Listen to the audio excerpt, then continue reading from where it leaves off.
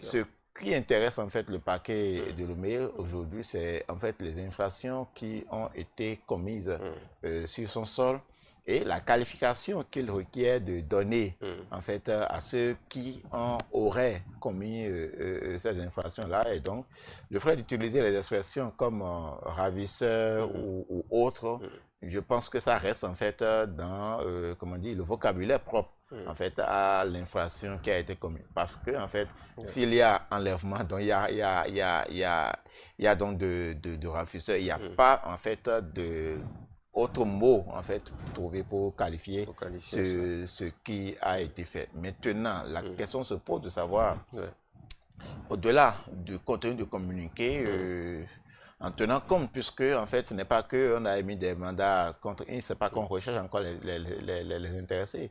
Les intéressés ont été identifiés. Donc c'est pourquoi je vais mettre l'accent sur deux éléments. Le premier élément, c'est que le parquet de Lomé sait aujourd'hui, et c'est une vérité, que l'intéressé est aujourd'hui entre les mains de la justice béninoise. Donc, il n'y a plus la question de séquestration d'une certaine façon.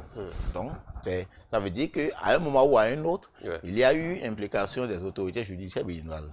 Deuxième élément, il y a le nom de l'un de ceux qui ont été cités et qui se fait que ceux-là, comment s'appelle, Wanilo Bedegan Fagla, qui est une autorité, d'accord, administrative béninoise.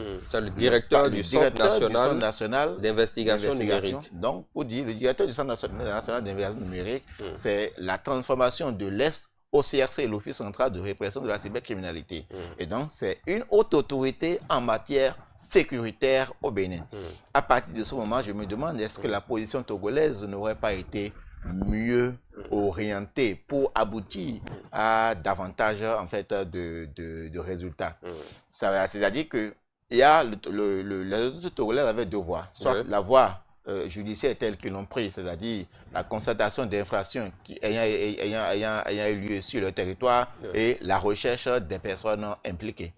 La deuxième voie, étant donné que ça implique en fait un autre État et qui, du plus, ceux qui ont été identifiés, l'un a été identifié comme patron d'une structure non moindre en fait du Bénin, est-ce que la voie diplomatique n'aurait pas donner plus de résultats et qui permet davantage de comprendre en fait ce qui s'est véritablement passé. Encore que nous sommes en fait dans un même espace communautaire, nous sommes deux pays transfrontaliers et tous avec tout ce que nous partageons, et je pense en fait dans beaucoup de cas il y a eu en fait quelles que soient peut-être les dissensions que les États peuvent avoir à un moment donné ou les personnes peuvent avoir à un moment donné entre eux, il y a en fait un certain nombre de dispositifs d'une certaine façon qui permet en fait la collaboration, que ce soit policière ou judiciaire.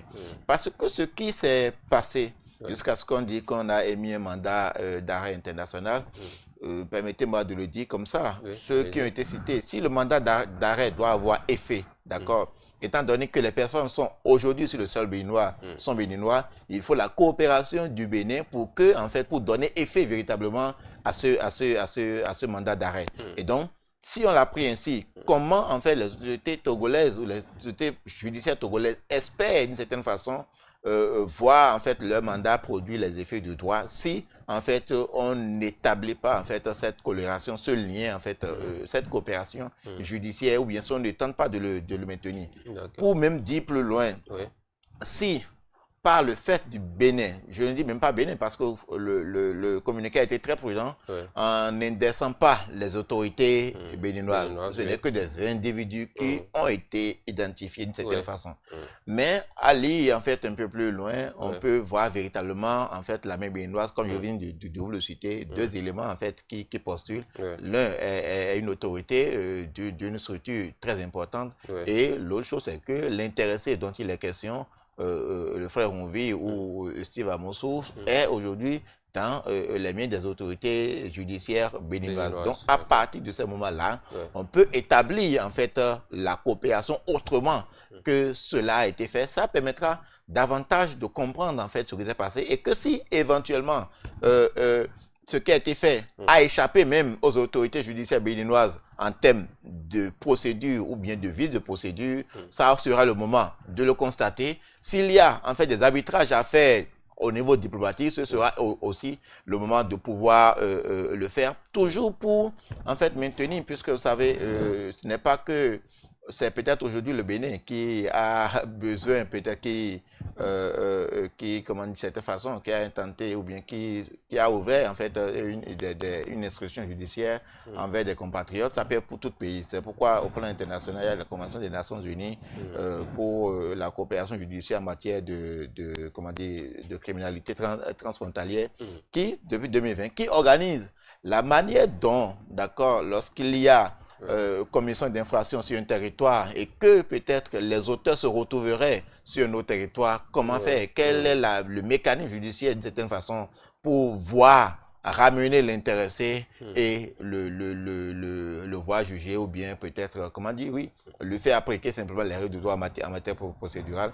Si ça n'a pas eu cours, je pense aujourd'hui que véritablement la partie togolaise à mieux orienter en fait son action, parce que ce qu'il y a à craindre pour comment dire dans cette affaire là, c'est que cet appel, ce communiqué reste une lettre morte, c'est-à-dire que ça n'est plus une autre suite en fait que ce qui a été. Ça aura permis. On peut attendre une réaction de la partie béninoise. Ce qui est à espérer aujourd'hui, c'est une réaction de la partie béninoise. Et maintenant, c'est d'ailleurs plus important parce que en fait, comme je disais tantôt, n'eût été la présence dans cette liste-là du directeur du Centre national d'investigation numérique, rien n'aurait en fait concerné en fait les autorités politiques ou judiciaires béninoises. Mais à partir du moment où il y a, c'est comme si on dit peut-être qu'un ministre est impliqué dans une telle affaire, ça veut dire que ça interpelle directement en fait le Bénin à travers l'exécutif. Et donc, ce qui est à espérer, c'est que les heures à venir ou les jours à venir, que en fait les autorités politiques béninoises sortent et situent l'opinion nationale et peut-être régionale par rapport à ça, parce qu'aujourd'hui c'est une affaire qui dépasse les frontières. Ça peut être une coïncidence parce que à l'analyse et au regard des informations qui pullulent depuis hier, il y a un lien entre ces trois personnes-là. En fait, ils ont une même passion, si l'on peut dire, qui est comment dire, les arts martiaux, comme on l'a appelé MMA, d'une certaine façon. Donc, ils partagent le même espace sportif, donc forcément, en fait, des amitiés ont pu se créer d'une certaine façon. Et bon, ça, ce qui est dit jusque-là, jusqu'à souhaiter nommément, ça reste en fait la voix des autorités judiciaires togolaises.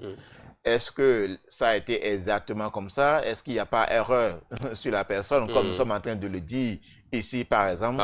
C'est pourquoi, je disais comme tantôt, en fait, les voies diplomatiques sont les mieux, en fait, en cette matière-là, pour permettre véritablement de situer, de savoir véritablement de qui l'on parle. Sinon, véritablement, il y a un lien, parce que les trois, comme je disais tantôt, partagent une même passion sportive. Vous savez que l'intéressé, même le directeur du CENIN, même c'est un coach. Il est même l'instigateur de ceux qui travaillent à faire promouvoir en fait cette discipline sportive dans notre pays, parce que de son histoire, depuis le bas âge, il a été un athlète de très haut niveau en cette matière-là, mais son agilité aussi en matière de leadership peut-être administratif, c'est-à-dire qu'il le met aujourd'hui en position par rapport aux outils du numérique tout à fait de lui. Donc, c'est un personnage, comment dire, quelque peu, en fait, les deux peuvent se joindre d'une certaine façon. Vous savez, c'est le directeur du CENI. Le CENI, c'est le centre des investigations numériques. Et on ne peut pas avoir identifié à un moment donné comment dire, le chroniqueur frère Rumvi ou Steve Amoussou sans que ça n'ait été en fait la mise en branle des mécanismes propres au CENI, des mécanismes d'investissement numérique aujourd'hui, puisque aujourd'hui vous voyez en fait les chefs d'inculpation ont été tirés exclusivement du code numérique, et donc la recherche de ces infractions là c'est du ressort en fait de ce centre dont il est le directeur. Ceux qui sont, comment dire, les supposés ravisseurs, l'intéressé aurait été des ravisseurs. C'est pourquoi je dis, bon, ça peut être vrai, ça peut être faux.